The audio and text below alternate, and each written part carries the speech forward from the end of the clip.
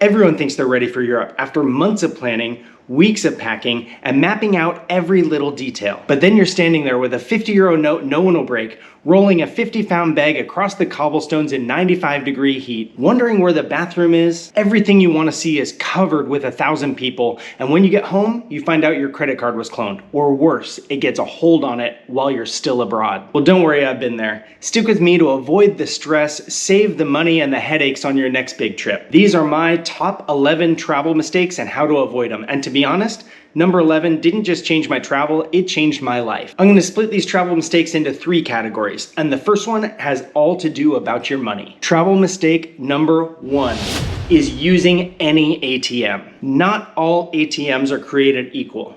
And this also goes for establishments. It really means every single time you pull out your credit card, you should have the question, do I trust this business? In Europe, I find ATMs fairly easy. The key is it should be a major bank. So should you scan your card and get money out at some random Euronet ATM that you've never heard of? No, definitely not. Honestly, I made that up. I don't even know if it's a company, and that's the point. Anytime you use an ATM, you should recognize the company. So Swedbank, perfect. Raiffeisen, no problem. Santander, sure. But if you don't recognize the company name printed on the ATM, don't put your card in it. Card cloning scams are real, and businesses are a little bit harder to tell. So the shady gas station on the corner, yeah, probably pay cash. And for me, that means if I'm gonna fill up my car, I'm gonna look for a big, well-recognized company. But sometimes you have to use common sense. The only place that my wife and I have had our credit card cloned twice is Walmart in Mexico. Now, personally, I feel like this is a major company, major chain. It should be safe. But you know the old saying, fool me once, shame on you, fool me twice, that one's on me.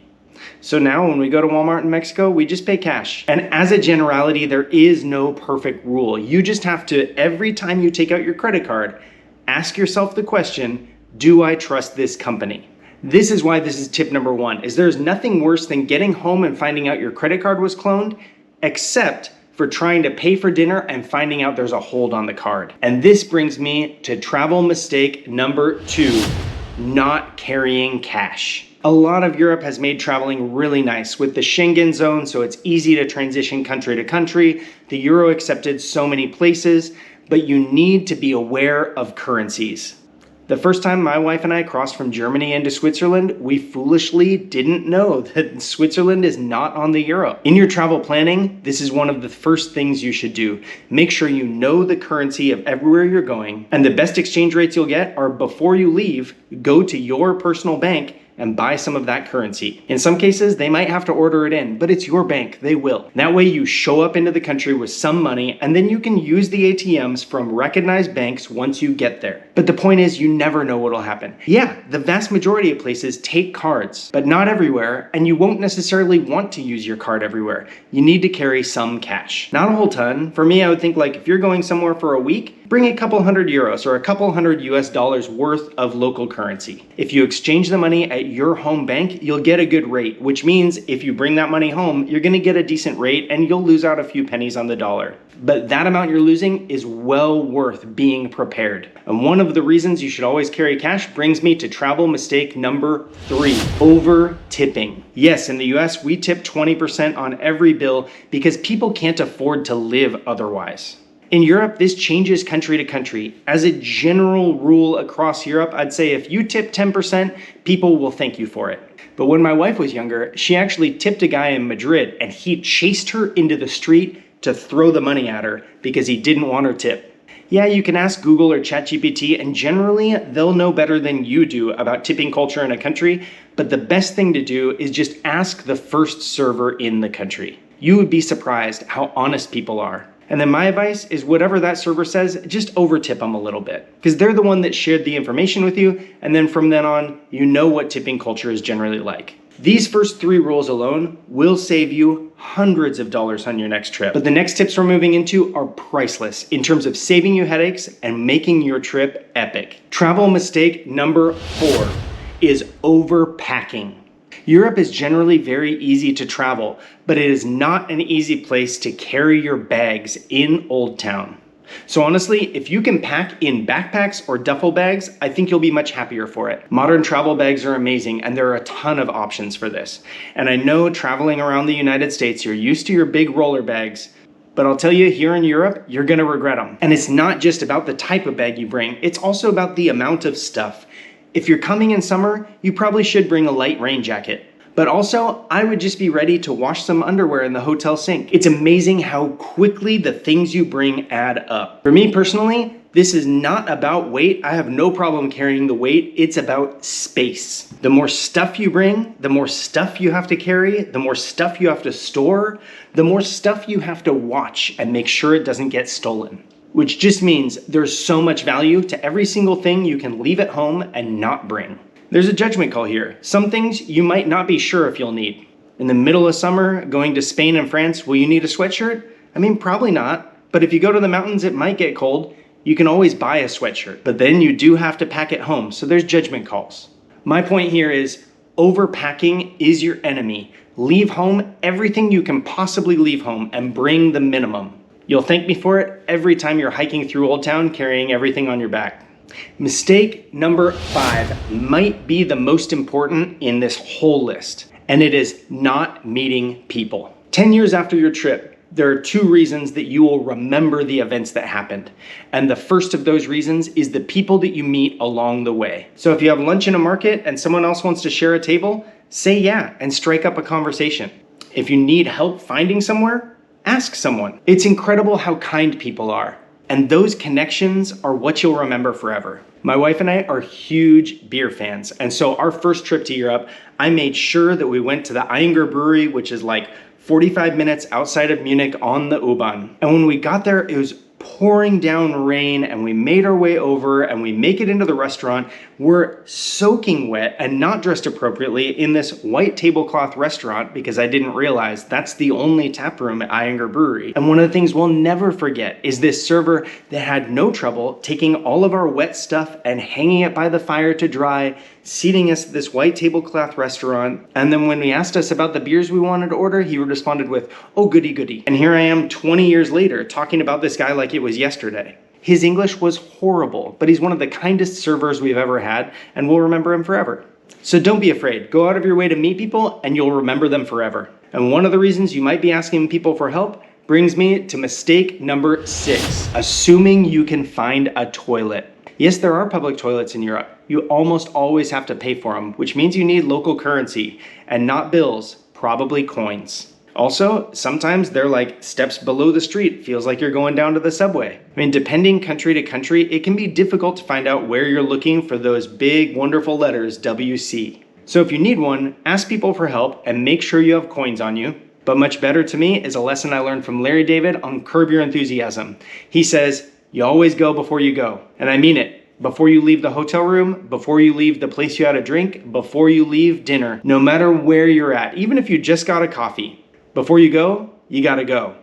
Because you might not need the bathroom right now, but you don't know about 10 minutes from now. And depending on where you're at, good luck finding one, good luck paying for it. So when you're in Europe, never assume you can use a toilet. Make sure you go before you go. If you follow these first 6 tips, you're gonna save yourself a ton of money, headaches, and stress. But my last 5 tips are gonna make your trip truly epic. Mistakes number 7 and 8 are both about trip planning. Mistake number 7 is going to too many places. I know you want to see Big Ben, the Eiffel Tower, and the Trevi Fountain, but if you have a week, it's already too much. One of the ways I make sure to avoid this mistake is when I'm looking at my days in each place, I don't count travel days. So let's say day 1 you get into London. Don't count it. Day 2 is your day 1. And you're in London. You can see Big Ben, you can see Parliament, you can see a lot of the things that you want to see. Maybe you spend day 3 in London as well, and day 4 you go to Paris. Well, day 4 doesn't count. So day 5 is your first day in Paris. And on day 5, you can go to see the Eiffel Tower, you can do a lot of the things you want to do, great. If you have a week, on day 6, are you going to Rome so that day 7 you can see the Trevi Fountain and some other things and then head home? No, it's way too much. If you don't count your travel days as a day in the city, it'll really help you cut down on what do you really want to see, and you'll actually have the time to meet people, see places, dig into culture, and have a wonderful trip. At Expats in the Making, this is part of why my wife and I are moving places. And we live here in Belgrade right now because we want to live here in Belgrade and we want to see a ton of the Balkans. It's all local travel. It's things we can do on weekends, and it's living in a place that's new to us so we can experience the culture and really dig in. In essence, we kind of look at these as trips, and we'd say, like, for the next 2 years, our trip is Belgrade. And then we plan little mini trips going around places. We get so much more value out of our lives this way, and I know not everyone has the ability to slow travel like this. But if you cut down on the places you go, and every trip you choose 1 or 2 really key places, then you'll really love your travels, I promise. Travel mistake number 8 is not getting off the beaten path. I absolutely love that when we told all our friends initially that we were moving to Latvia, everyone's like, where is Latvia? Our travel experience had already told us that's perfect. Like, sure, Paris is beautiful. I don't really want to live there. I'd rather live way off the beaten path. And in a place like Latvia, if you learn 2 or 3 words in Latvian, everyone's like, oh, that's wonderful, you can speak some Latvian. Here in Serbia, I wouldn't say people are as excited, but they're still very kind about the language, and they're glad that you learned a little bit. They're really glad when they find out that you're digging in and finding out about their culture. People love to share things about themselves, and for us as travelers, that's what we want, is we want to soak all that up. So if you just go to London and Paris, people aren't going to care that much. But if you get off the beaten path, you meet these incredible people, and you have these wonderful experiences that you'll never forget. And for me personally, that's epic travel. And if you'd really like to see some places that are way off the beaten path, I'd really appreciate it if you subscribe. And I promise I'll show you some places you would have never thought about traveling to until you see my video. And then you might. But how do you have time to get off the beaten path? Well, travel mistake number 9 is one of the reasons that people don't, and it is sleeping in.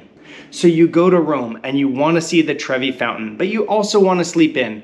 Well, then account for the fact that when you see the Trevi Fountain, it's going to be 90 degrees out and there's going to be 1,000 other people. And you're going to have to watch your stuff because if there's 1,000 people, some are pickpockets. But if you can bite the bullet and be up before 8 a.m., you'll probably have Trevi Fountain all to yourself. Of course, I've had this experience exactly with Trevi Fountain. We went in the middle of the day and we went at 8 a.m. And I'll tell you, one of those experiences is more relaxing and simply better. We've done the same thing at Fisherman's Bastion in Budapest. I've been there in the middle of the day and I've been there at 8 a.m. and I'll tell you, one of those is way better. Basically, if you Google top things to do in X city, all of the things on that list, you should do at 8 a.m. It's also possible you can sneak in after the crowd, like 30 minutes before closing in some of these places. But for me personally, the best way to guarantee it is you show up early. So then what do you do in the middle of the day? Well, you have a wealth of options. One of those options is to get off the beaten path. In Rome, everyone goes to St. Peter's Cathedral, and it's beautiful and definitely worth it. It's also super packed with people. So in the middle of the day, my wife and I went to St. Paul's Cathedral, and it was empty at like noon or 1 o'clock. It's not as like garishly impressive, but it's still all of that experience that you want to have in Rome. So in the middle of the day, maybe you get off the beaten path.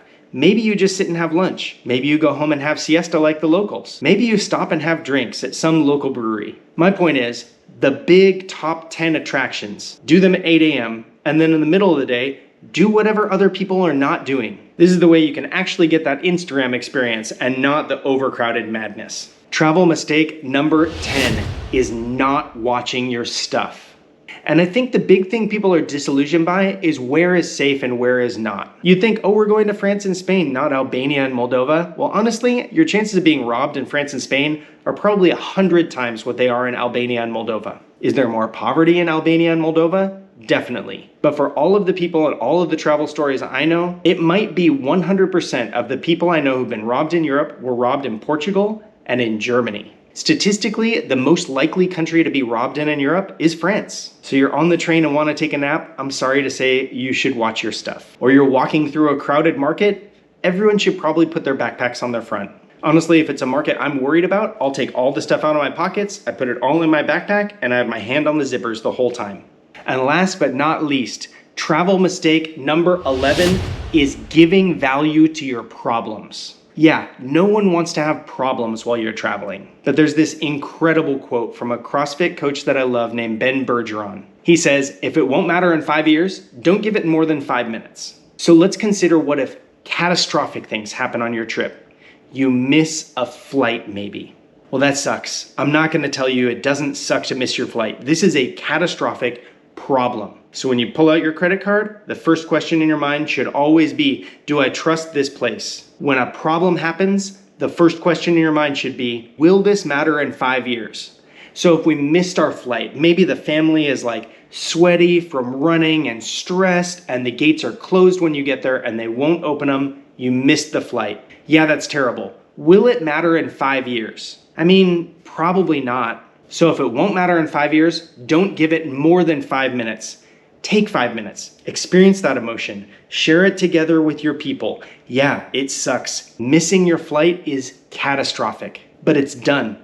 You gotta move on. There's no other choice. Do you let it ruin your whole day or your whole week? No. Give it 5 minutes, feel those emotions deeply, and then let it go and take the next step. Changed my life because it taught me when emotions are appropriate. And there's no time that's more important than when your time is so valuable as traveling. So problems are probably gonna happen on your trip. And actually, you should love those problems because there are 2 major reasons you'll remember your trip: the people you meet along the way and the problems you have. My wife and I have been to Mexico dozens of times. My wife is Mexican, we're visiting family most of the time, and I'll tell you, most of those trips, maybe we remember little snippets, you know, the baptism of our godson or the party that we had or something. But you know what we definitely remember is the time our bags didn't arrive to Mexico and we were borrowing clothes from people and all of that. Or the time that they broke into our car and stole all our stuff. We'll never forget that for the rest of our lives.